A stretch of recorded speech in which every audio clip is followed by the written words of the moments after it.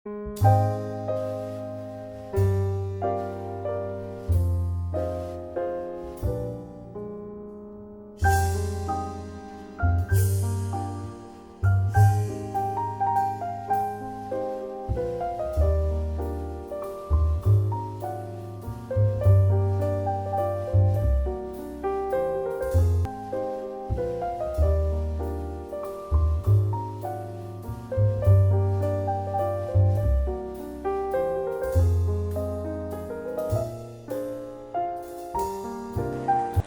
যে আলোচনা করেছি এই ম্যানোমিটারটা আমরা এখানে লাগাবো,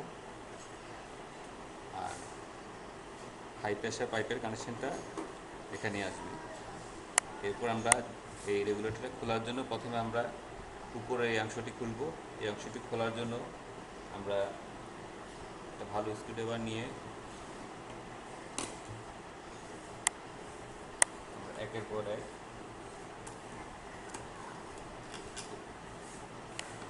খুলে ফেলবো। স্টপ।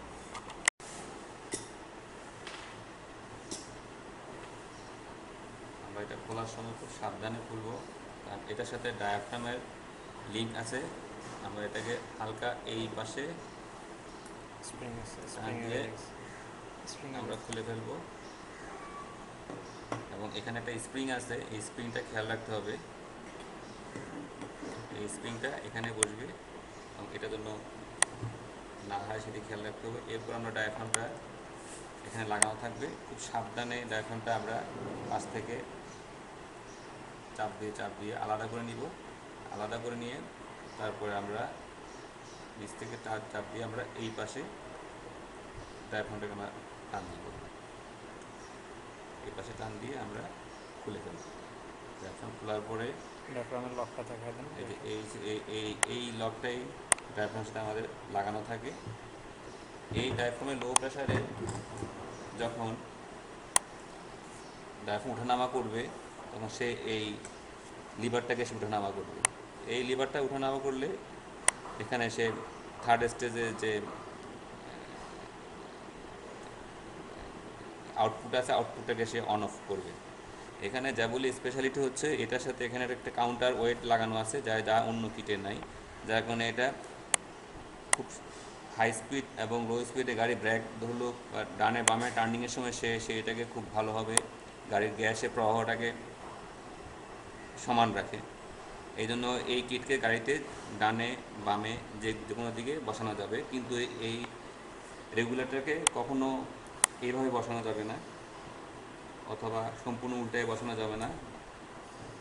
এই রেগুলেটরকে সবসময় 20 থেকে 30 ডিগ্রি ডানে বা বামে কাট করা যাবে, এই বেশি কাট করা যাবে না। আমরা এটা খোলার পরে আমরা এই লিভারটা খুলব।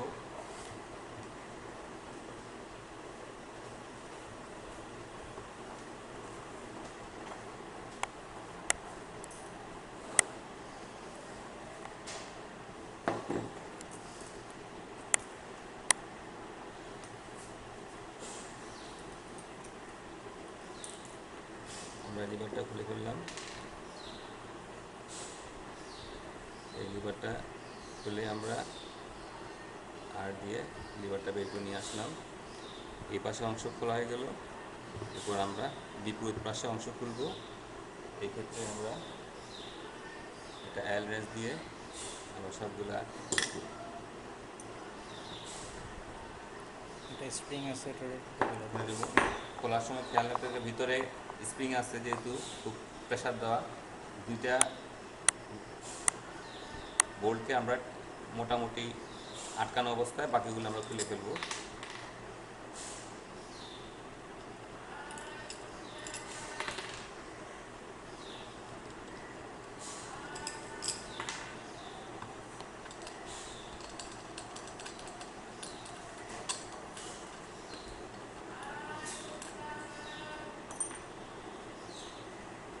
স্টপ করে দেবো।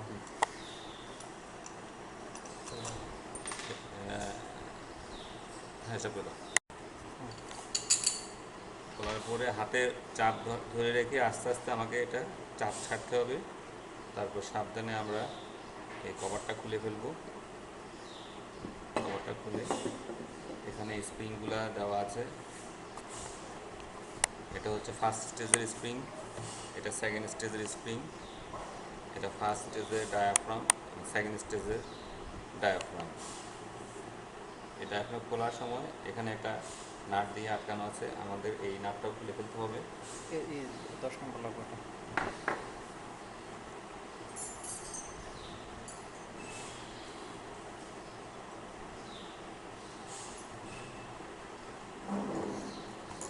ওয়াশার আছে এগুলো ধরে না হয়। অপশান আছে, এগুলি আমরা সাবধানে খুলে নিব। নিয়ে আমরা প্লেট এবং ডায়াফ্রামটা আমরা আলাদা করে নিলাম। এই ক্ষেত্রে এখানে একটু একটু ডানে চাপ দিয়ে আমরা এই পোর্শনটা খুললাম। এই ডায়াফ্রামটা খুবই মোটা, যেহেতু এটি ফার্স্ট স্টেজ এবং সেকেন্ড স্টেজের প্রেশারকে কন্ট্রোল করে। এখানে আমরা দেখতে পাচ্ছি হাই প্রেশার গ্যাস এখান দিয়ে ইনপুট হয়ে এইখানে এই ডায়াফ্রামের মাধ্যমে হাই প্রেশারকে কন্ট্রোল করা হচ্ছে। হাই প্রেশার অ্যাক্সেস হয়ে গেলে ডায়াফ্রামের প্রেশারে সে এই ভালভটাকে বন্ধ করে রাখে, এবং এখানে প্রেশার কমে গেলে আবার গ্যাস এই ভালভ সরিয়ে ফ্লো করে। হাই প্রেশার থেকে এখানে আরেকটি লাইন আছে, এখান দিয়ে ঢুকে ফার্স্ট স্টেজ থেকে সেকেন্ড স্টেজে চলে গেল। সেকেন্ড স্টেজে ভালভকে কন্ট্রোল করার জন্য এখানে একটা লিভার আছে, এবং সেকেন্ড স্টেজে এই ডায়াফ্রাম আছে, এটা এই লিভার সাথে লাগানো থাকে। এটার মাধ্যমে সেকেন্ড স্টেজটা কন্ট্রোল করা হয়। সেকেন্ড স্টেজ থেকে গ্যাস এসে তারপরে সে এখানে একটা ছিদ্র আছে, এই ছিদ্রের ভিতর দিয়ে গ্যাস সোলারের ভালভের মাধ্যমে থার্ড স্টেজে চলে যাবে। এক্ষেত্রে গ্যাস সোলার ভালভ যদি বন্ধ থাকে, এই গ্যাস এখান থেকে আর থার্ড স্টেজে যেতে পারবে না, টোটালি বন্ধ থাকবে। যখনই সুইচ আমরা গ্যাসের সুইচ অন করব, গ্যাসের সাপ্লাই আসবে, গ্যাস সোলার চালু হবে। গ্যাস সোলার চালু হলে পিস্টন সরে যাবে, উপর দিয়ে সরে গেলে লাইনটা চালু হয়ে যাবে। তখন সেকেন্ড স্টেজ থেকে গ্যাস ফ্লো হয়ে ভিতর দিয়ে ফ্লো হয়ে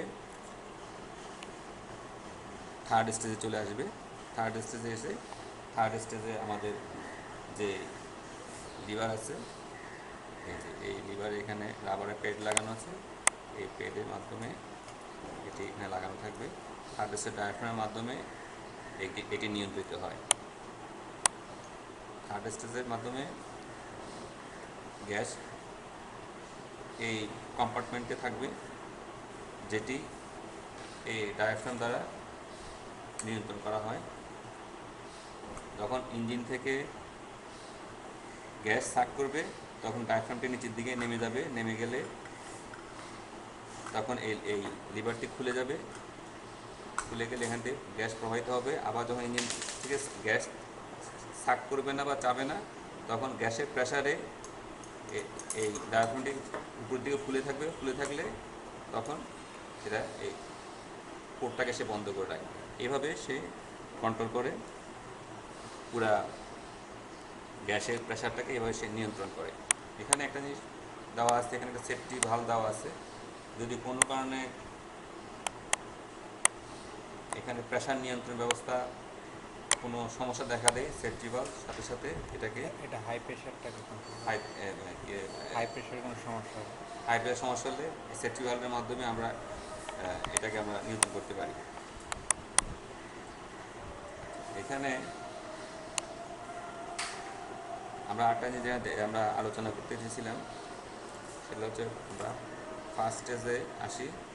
এখানে স্প্রিংগুলো তো আমরা এর আগেও দেখিয়েছি, যেভাবে স্প্রিংগুলো থাকবে, এবং লাগানোর সময় আমাদের সেভাবে স্প্রিংগুলো খুলতে হবে। আর এখানে যে হাই প্রেশারের গ্যাস ঢুকবে, ঢুকার এই জায়গাতেই একটি ফিল্টার আছে, এবং এই নিডল ভালভটা নিয়ন্ত্রণ হচ্ছে। এই অংশটুকু আমরা খুলে দেখাবো। স্টপ। সেফটি ভালভের ব্যাপারে যে কথাটাই বলতেছিলাম, এই যে সেফটি ভালভ এখানে দেওয়া আছে, এটা সরাসরি ফার্স্ট স্টেজের সাথে সম্পর্কযুক্ত। ফার্স্ট স্টেজে গ্যাস আসার পরে কোনো কারণে যে গ্যাসের প্রেশার বেড়ে গিয়ে যদি নিয়ন্ত্রণে রাখতে না পারে, তাহলে হয়তো এই ডায়াফ্রাম বা এগুলি ফেটে যেতে পারে বা কিটটা ফেটে যেতে পারে। তখন সরাসরি এই সেফটি ভালভের ভিতর দিয়ে গ্যাসটা সরাসরি আমার থার্ড স্টেজে চলে আসবে। এর মাধ্যমে সেফটি ভালভকে এই কি মানে রেগুলেটরটাকে বিকল হওয়া বা কোনো একটা দুর্ঘটনা থেকে সে রক্ষা করবে। এখন আমরা হাই প্রেশার ইনপুট লাইনটা আমরা খুলব। এখানে যে মেকানিজম আছে সেটা আমরা দেখব। এটা আমাদের রেঞ্জ দিয়ে খুলতে হবে। তো আমরা এখন যেহেতু আগে লুজ দিয়ে রেখেছি, সেটা সেটাকে আমরা খুলে নিচ্ছি।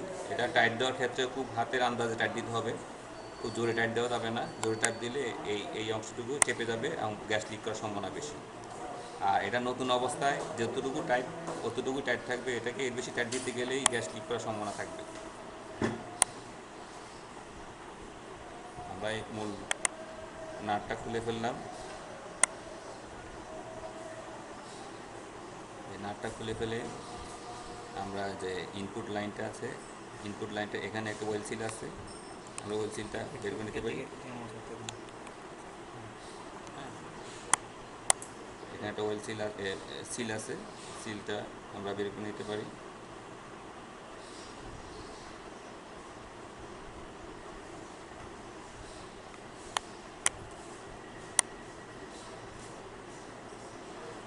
সিলটা বের করে নিলাম। তারপরে আমরা খুব সাবধানে ইনপুট পোর্টটা খুললাম। এটার ভিতরে একটা ফিল্টার আছে, দেখতে পাচ্ছি খুব সিরামিক এবং খুব দামি অ্যালয় দিয়ে তৈরি ফিল্টার। এই ফিল্টারটা এখানে লাগানো থাকে। এখান থেকে গ্যাস, হাই প্রেসারে গ্যাস এদিকে আসে, এদিকে এই পোর্ট দিয়ে বেরোয় গ্যাস এই ফিল্টারের ভিতর দিয়েই সে এই ভিতরের চেম্বারে প্রবেশ করে। সুতরাং গ্যাসটা সম্পূর্ণ চেকেই ভিতরে প্রবেশ করে। ফিল্টারটা খুলে ফেললাম এবং এখানে আরেকটা সিল আছে, সেই সিলটাও খুলে ফেললাম। তারপরে আমরা এটাকে লুজ দিয়ে আমরা এই ইনটেক পোর্টটাও খুলে ফেললাম।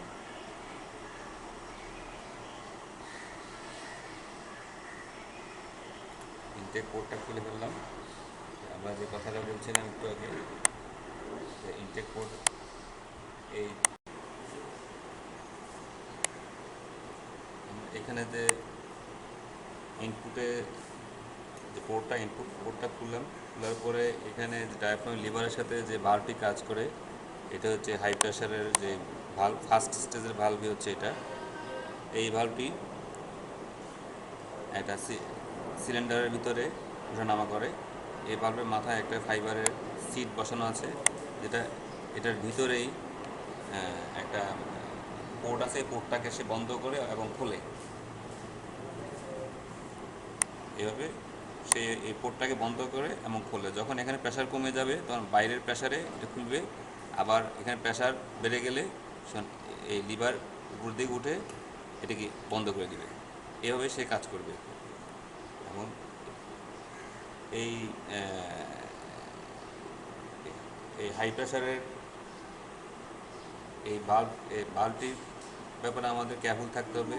এখানে কোনো স্ক্র্যাচ করা বা এটা ড্যামেজ হওয়া চলবে না। তারপরে এখানে যে আমি যে কথাটি বলেছিলাম যে ফিল্টারের ব্যাপারে, এই ফিল্টারটি হচ্ছে সিরামিকের filter, copper alloyed ceramic filter. এটা খুবই দামি ফিল্টার। এটা তো যদি হাত থেকে পড়ে যায় এটা ভেঙে যেতে পারে। এটা পরিষ্কার করার সময় আমরা বাতাস দিয়ে পরিষ্কার করব এবং দরকার হলে আমরা পেট্রোল দিয়ে বা কোনো থিনার দিয়ে এবং হাই প্রেশারের বাতাস দিয়ে আমরা এটাকে পরিষ্কার করতে পারি। কিন্তু কোনো অবস্থাতে এটাকে সিরিজ কাগজ দেওয়া যাবে না, অথবা কোনো ছিদ্র করা যাবে না বা অন্য কিছুই করা যাবে না।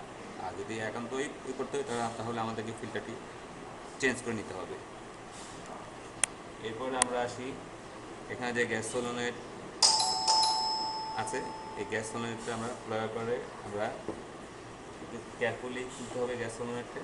যদি এটা আগে থেকে লুজ দেওয়া আছে, আমরা এখানে লাগিয়ে শক্ত করে ধরে এটাকে আমরা ঘুরিয়ে আমরা এটা খুলে নিব। খুলে নিয়ে আমরা এটা পুরো লুজ দিয়ে, এখানে একটা স্প্রিং আছে, যেটা পিস্টনটাকে আটকিয়ে রাখে। এই স্প্রিংটা কেয়ারফুলি খুলবো। তারপরে আমরা এই সলোনয়েডের যে ম্যাগনেট কয়েল আছে এই কয়েলটা খুলে ফেললাম। এটার ভিতরেই কয়েলটা পেঁচানো থাকে, আর এটার ভিতরেই এই স্লিপটা বসানো থাকে। এই স্লিপের মধ্যে উপর দিয়ে এই কলারটা থাকে, আর এই স্লিপের ভিতরেই পিস্টন থাকে। এরপর আমরা এই স্লিপটা লুজ দিয়ে স্লিপটা খুলে ফেলবো। সুইচটা খুলে ফেললাম। এই স্লিপের মাথায় এই হচ্ছে পিস্টন। এই স্লিপের ভিতরেই যখন কারেন্ট সাপ্লাই আসবে তখন সে উঠানামা করবে। যখন এখানে সাপ্লাই আসবে এটা পুরো একটা ম্যাগনেট হয়ে যাবে, তখন সেটাকে চাপ দিয়ে এই পোর্টটা বন্ধ করে রাখবে। আর যখন এখানে সাপ্লাই থাকবে না তখন সে ভিতরের দিকে চলে যাবে এবং সে পোর্টটাকে ভুল বললাম, ওটা কতটা কতটা উল্টা হবে, মানে ম্যাগনেটে টান দিয়ে নিয়ে আসবে, স্প্রিংয়ে ঠেলা দিয়ে বন্ধ করে রাখবে। সরি, এটা স্প্রিংয়ে যখন চাপ দিবে তাহলে এরা স্প্রিংটা এই এই অংশটি আমরা আবার দেখাচ্ছি। আমরা এই অংশটি বোঝানোর জন্য আবার দেখাচ্ছি আমাদেরকে।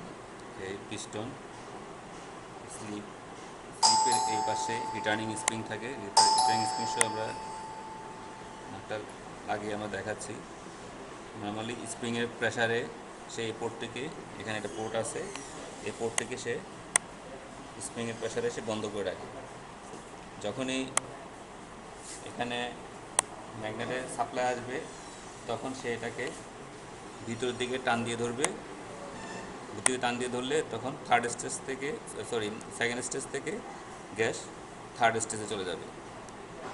আর যখন এখানে সাপ্লাই থাকবে না তখন এই স্প্রিংয়ের প্রেসারেই সে আবার এই পোর্টটিকে বন্ধ করে রাখবে।